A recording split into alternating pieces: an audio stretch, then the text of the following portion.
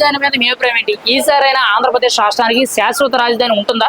తప్పకుండా ఉంటుందండి, తప్పకుండా ఉంటుంది. శాశ్వత రాజధాని అమరావతి అవుతుంది, దాంట్లో ఎలాంటి అనుమానం లేదు.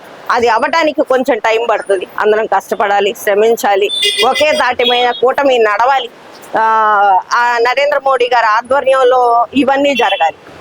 అది మరి ముఖ్యంగా రాష్ట్ర వ్యాప్తంగా పెట్టుబడుల విషయానికి వచ్చేటప్పటికి ఎలా ఉంది?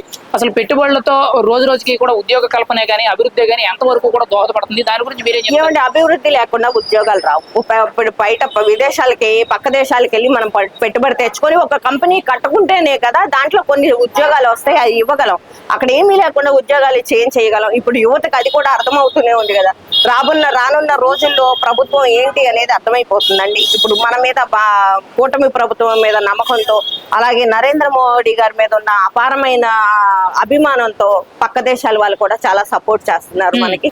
అది అలాగే ఉండాలని కోరుకుంటున్నాం. ముఖ్యంగా రాష్ట్ర వ్యాప్తంగా లా అండ్ ఆర్డర్ పరిస్థితి ఎలా ఉంది? ఒక మహిళ హోంమంత్రి గారు ఉన్నారు, అనిత గారు. అసలు ఆవిడ పనితీరు ఎలా ఉంది? లా అండ్ ఆర్డర్ ఎలా ఉంది? మీరేం చెప్తారు? లా అండ్ ఆర్డర్ మీరే చూస్తున్నారండి. ఇంతకు ముందు ఉన్న ఆడవాళ్ల మీద అఘాయిత్యాలు కానివ్వండి, ఆడవాళ్ల మీద అరాచకాలు కానివ్వండి, 80% తగ్గిపోయింది. 80% తగ్గిపోయింది. ఆ 20% కూడా మనం కంట్రోల్ చేయడానికే గవర్నమెంట్ చూస్తుంది. అది త్వరలోనే జరుగుతుంది. అలాని ఎవరిని శిక్షించకుండా లేరు. ఎవరికి ఎలా జరగాలో శాస్త్రి అలా జరుగుతుంది.